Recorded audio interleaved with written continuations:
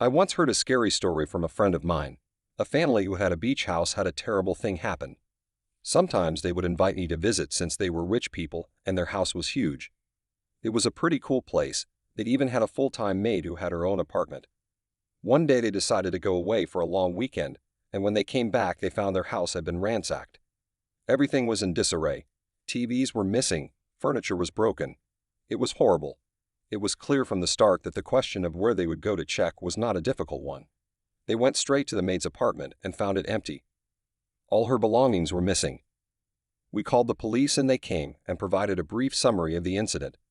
However, they didn't seem particularly interested in what I told them, and they left, presumably to let the maid take care of business. However, that all changed when the father of the family returned the following weekend. He decided to change the locks and take other security measures. He took his dogs with him, and it was one of them that started digging in the backyard near the tarp that was near the pool. That's when it was discovered that the maid was buried there. This horror story indicates that the attack was pre-planned, and it is possible that the intruders knew the maid and she recognized them. It's horrifying. Another story I will present to you happened to a friend from high school. She called me one night when I was already in bed and told me that something had happened. She was obviously shaken up and wouldn't give full information. I told my parents about the call and we drove to her house. When we pulled up to her house, we were met by police officers with their flashing beacons on. They asked me where I was going, and I told them about the call from my friend. They let me go and I arrived at my friend's house down the street. She explained that someone broke into her neighbor's house and started beating him up. The neighbor managed to get out of the house and made his way to my friend's house. He banged on the front door until my friend's mom opened it for him. The broken neighbor entered the house and closed the door behind his back. He attacked her until she started screaming, and then left when my friend's mom intervened and kicked him in the head. It may have been a random attack and the attacker was not identified or caught. A friend's neighbor was brutally attacked in his home. Thankfully, he survived and as far as I know, was not seriously physically injured. One other story involving my family happened when I was a young child. One night my mom decided to take me to the doctor the next day because I was suffering from a recurring eye condition. On the day of the visit, she told me that she had booked a cab for me as she couldn't drive herself.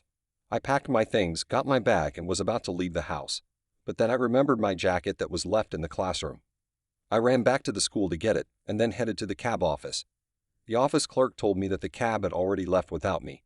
No one ever found out who ordered the cab or who my driver was. My mother was waiting for me at the gate in a panic, and I cried, apologizing for missing it. I was scared to think what might have happened if I hadn't forgotten my jacket and gotten into that cab. We never found out who was behind the incident.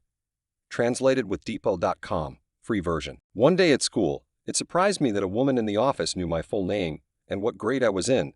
I think she even knew my teacher's name. I assumed this was only possible at other times or in other schools. But it surprised me that she did not demand additional identification from the person who picked me up in the cab to allow me to leave. It would have made sense for that person to show school documentation showing that they were allowed to pick me up. I remember in the early 2000s, my parents always told me that they would always be the ones to pick me up after school, and no one else, and my schools have always had this strict policy. A parent must have some sort of proper identification to pick up their child or be listed on a list of people allowed to pick up a student. If not, the person is not allowed to leave campus with the student. It's still unpleasant what happened to you, but luckily you forgot your jacket. This was in 1990, and things were a little different back then. To put it mildly, anyone could walk in or out of school at any time. Back then, there was no such thing as a list of people who were allowed to come pick up a student. I remember one time my brother was sent home by himself from the same school. It was only about a 20-minute walk home, and he had just asked the office woman if his little brother, would have a place to stay, and if he could wait to be picked up. She, thinking it was sent by my mom, answered in the affirmative. By the way, cabs often came to school to pick up students. For example, those who were taking ESL classes, or those who needed to get somewhere the school bus didn't stop. It was a common occurrence, and my mom and dad were fine with it. After that incident, which I still remember as something weird, they were in a meeting with the office and the teacher, and the policy got stricter after that. I sometimes wonder what would have happened if I had decided to go without a jacket after all. A few years ago, when I was about 5 or 6 years old, we had this neighbor grandmother. I used to go over to her house a lot and she would feed me snacks. She had this funny toy called a potato head Mr. by Eye. I played with it, though I didn't understand why she was keeping such a thing that belonged to her now grown son. I think back to this strange incident when he was in his early 20s and in the military. I don't think I remember that much about him, but he asked me about going camping with my older brother. However, my mom said no, she had a weird feeling about him. Note, we lived in a village, not a town. It was just a place where there were no locked doors and everyone trusted each other.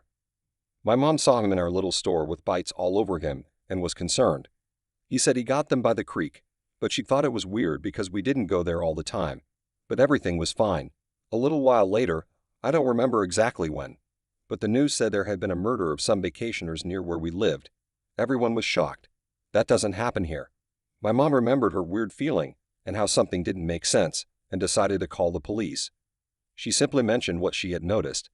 The detectives ended up coming to our house to talk to her. They had some other evidence, but not enough to link it to the murder. A couple with a child. The story wasn't resolved that day. Although the detective said he found out it was him, a few years later the guy was arrested and sent to jail for kidnapping and attempted murder of a woman who ran out of gas, and he offered her a ride. I'm glad I lived in my grandfather's village. He used to tell me that his childhood was a difficult time. He grew up during the Nazi occupation. He had 9 siblings, and the Nazis would come to our village in retaliation for partisan attacks. They believed they were hiding there. A lot of young men ran away before they arrived. The men who stayed in the village were lined up against the wall and shot. My great-grandmother put half of her youngest children in the basement and took the other half with her because the Nazis surrounded the whole village and locked them inside the church. That was one of the reasons why she split up the children.